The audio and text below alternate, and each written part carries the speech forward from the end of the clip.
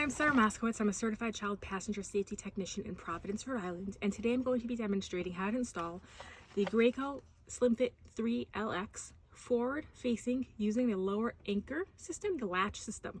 This video does not replace your owner's manual or meeting with the child passenger safety technician in person. Graco has put out multiple seats with similar names.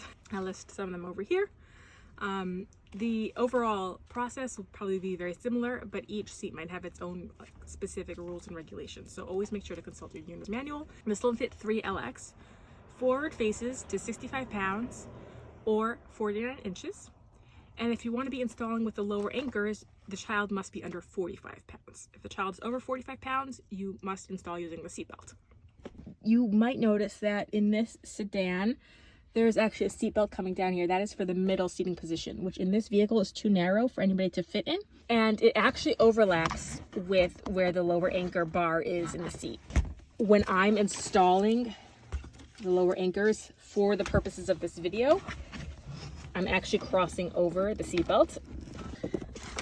Again, this was just for the purposes of the video. Nobody is actually sitting in the seat when it is being used like this.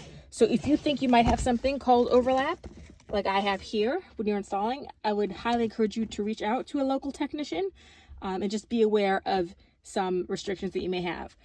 I was just installing for the videos and there's nobody actually using this middle seat belt. First thing is to check the recline level on the seat. So for forward facing, you want to make sure the arrow is lined up on this side with recline, I believe it's 3 or 4. And then you also want to remove the top tether anchor from the back of the seat. And just toss that over the seat back. Next, you want to make sure that the lower anchor straps are actually up here in the forward facing area instead of down here in the rear facing area. If yours is not and you need some guidance, I have another video, I will link it below, on how to move the lower anchor straps. You do want to be careful not to get things all tangled up with the harness in this case. So I'm just going to hold the harness up here. I'm going to take the side of the lower anchor with the adjuster piece and I'm going to slide it under the harness and through the forward facing belt path right here.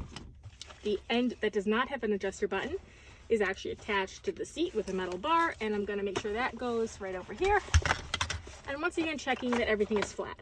Now, don't get thrown off by this lock off. That is for a seatbelt install. You can ignore it for today. Next up, you're going to take your lower anchor connector. The thick end stays at the top and the thin end is on the bottom. And you are going to find your lower anchor right over here. And I'm going to slide that right in.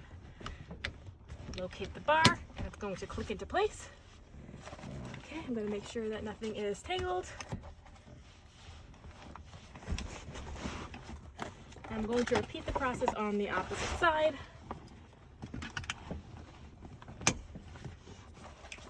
Okay, so once again, no tangles. Now, this part you probably can't see right now, but have in my hand the tail of the adjuster strap from the lower anchor is right here. I'm going to make sure the seat is down and back into the right position, and I'm going to pull up on that strap right here. Okay, now I'm going to put some weight onto the seat. With leather seats, sometimes things can move around a little bit. But basically, I'm pulling up on that strap while making sure the seat is being pushed down and back into the vehicle seat back. Now, normally to check for movement, you're going to want to check only at the belt path. So again, right where that strap is, not down here, not up here, right over here, and see if the seat moves more than 1 inch side to side, which it is, which tells me that I need to do something else. So I'm going to actually try pulling the strap from outside the seat while putting some weight in it, and then pulling it back into the seat and kind of just pulling straight up on the tail. A little bit better, so I think I just need a little bit more weight, just a little bit of extra weight. Okay, so now I don't see any more movement at the belt path. Ironically, the top tether got stuck behind the seat during install, which is what I was trying to avoid. You're going to want to route the top tether either over or under the headrest, whatever your owner's manual says, and attach the top tether anchor and tighten the tail. Okay. Pull the harness straps back around the seat back cover. Adjust the seat back to an appropriate height. Make sure it's locked into position. For forward facing, you want to make sure that the harness straps are coming from above the child's shoulders.